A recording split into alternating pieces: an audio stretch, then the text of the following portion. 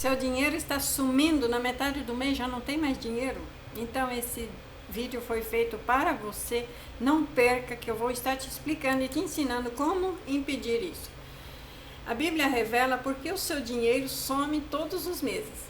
Muitas pessoas trabalham, recebem, se esforçam, fazem contas, prometem se organizar, mas no final do mês a sensação é sempre a mesma. O dinheiro simplesmente desapareceu. Não sobra, não avança, não constrói futuro. E o mais perigoso não é apenas a falta de dinheiro, é a normalização dessa escassez. A Bíblia revela que isso não é apenas um problema matemático ou econômico, mas espiritual. Quando o dinheiro some todo mês, a Escritura nos convida a olhar além do extrato bancário, a examinar princípios, posturas do coração e alinhamentos com Deus. A primeira verdade bíblica é que o dinheiro obedece às leis espirituais. Assim como a colheita responde à semeadura, as finanças respondem aos princípios bíblicos. Provérbios diz que o plano do diligente conduz à fartura, mas a pressa excessiva leva à pobreza. Isso revela que, quando não há planejamento, domínio próprio e prisão de longo prazo, o dinheiro não tem como permanecer. Ele entra, mas não encontra estrutura para ficar, para permanecer. Deus não confia recursos e ambientes desorganizados a ambientes desorganizados. Assim como não se coloca vinho novo em odres velhos. Outro motivo bíblico pelo qual o dinheiro some é a sua ausência de mordomia. A Bíblia ensina que tudo o que pertence ao Senhor e que somos apenas administradores de tudo isso que já pertence ao Senhor. Quando alguém vive como dono absoluto do que tem, ele gasta sem critérios, decide sem consultar a Deus e consome sem propósito. O dinheiro perde a direção. Jesus ensinou que quem é fiel no pouco também será fiel no muito. Se não há fidelidade no que já chega às suas mãos, não haverá multiplicação. Deus não multiplica aquilo que não é honrado. As Escrituras também mostram que há perdas causadas por portas espirituais abertas. Ageu declara que o povo semeava muito, mas colhia pouco. Comia, mas não se saciava. Recebia salário, mas colocava num saco furado.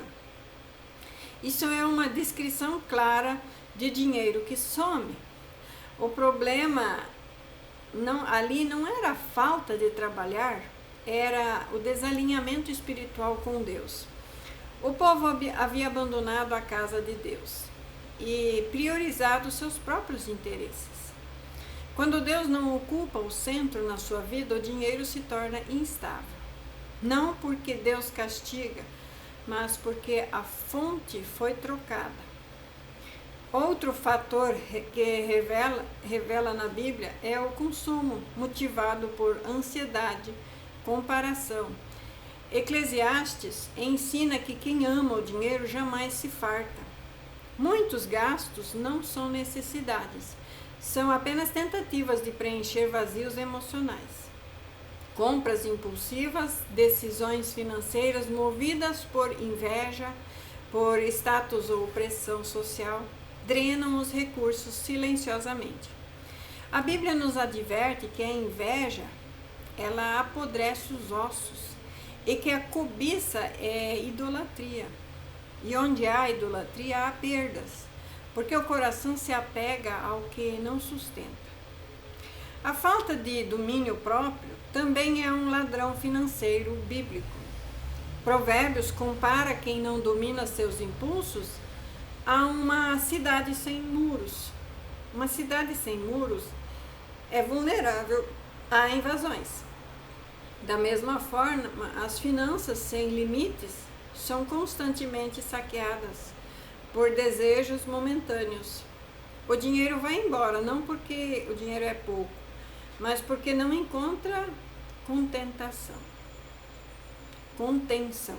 O Espírito Santo produz domínio próprio. E quando essa virtude não governa as suas decisões financeiras, o dinheiro, obviamente, vai escorrer pelas brechas.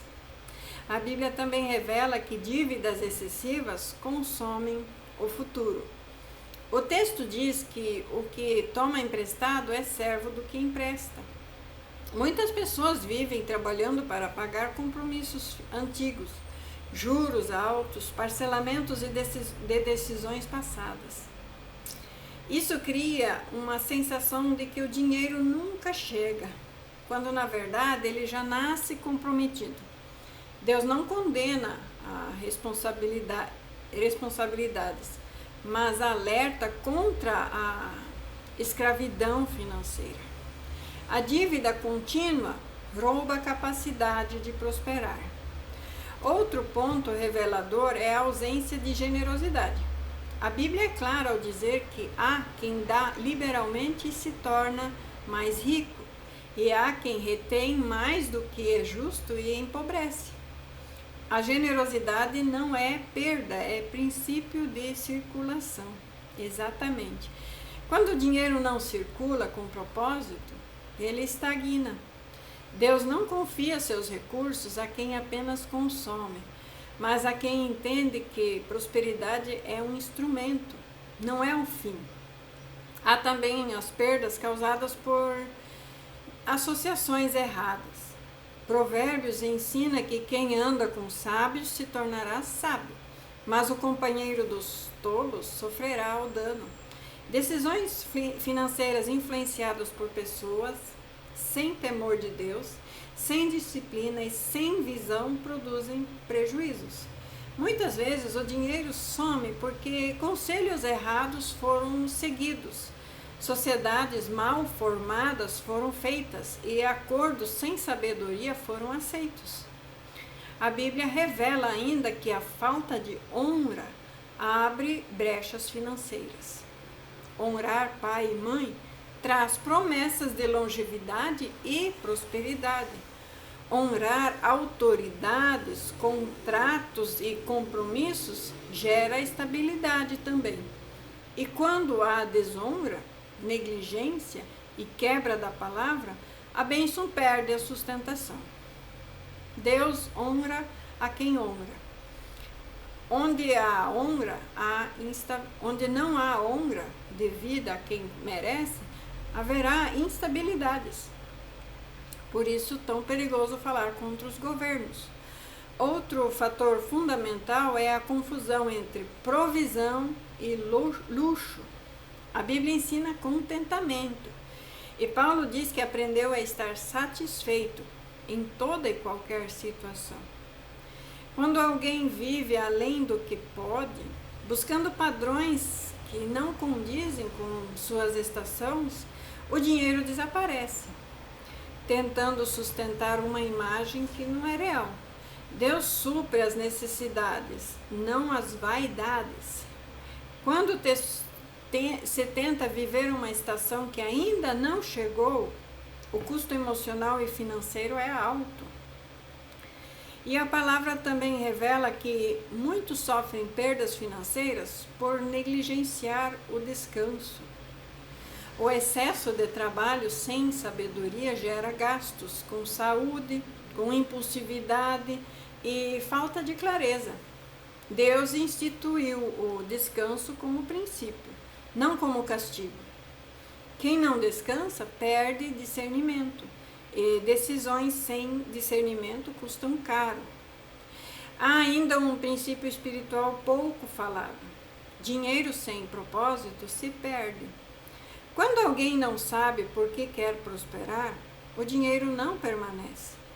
Deus prospera para cumprir propósitos maiores, sustentar a família, ajudar os outros, financiar o reino, gerar legado. Onde não há esse tipo de visão, o povo perece. Onde não há um propósito, o dinheiro se dispersa. E a Bíblia não ensina que prosperidade vem de sorte, não, mas vem de alinhamento com Deus. Quando os princípios são ignorados, o resultado é a escassez recorrente. Quando são praticados, o dinheiro começa a obedecer. Não porque o dinheiro seja um fim, mas porque Deus honra quem anda em seus caminhos. E se hoje o seu dinheiro some todo mês, a Bíblia não aponta condenação, ela aponta correção. Deus não expõe para envergonhar, mas para te alinhar. Ajustes pequenos produzem resultados grandes. Mudanças espirituais precedem mudanças financeiras. Quando o coração muda, o fluxo muda. Quando a fonte é realinhada, o recurso encontra agora estabilidade. E Deus deseja que você prospere mais e muito mais do que isso. Ele deseja que você seja livre, livre de ansiedade, livre de escassez, livre de comparações e da escravidão financeira. A Bíblia revela que quando o Senhor é o centro, nada faltará. Pode até haver estações de aperto, mas são ciclos eternos, mas não são esses ciclos eternos de perda e perda e perda, é apenas altos e baixos normais de uma vida normal. O dinheiro vai deixar de sumir quando Deus volta a governar a sua vida, porque onde Deus governa, há ordem, e onde há ordem, o dinheiro sempre permanece, cresce e cumpre o seu propósito de manter a abundância. Se você se sentiu inspirado com essa palavra, inscreva-se no meu canal, curte, compartilha e principalmente comenta. O seu comentário ajuda muito e eu respondo sempre na medida do possível, eu respondo todos os comentários. Fiquem na paz do Senhor, receba essa palavra em nome de Jesus Cristo. Amém.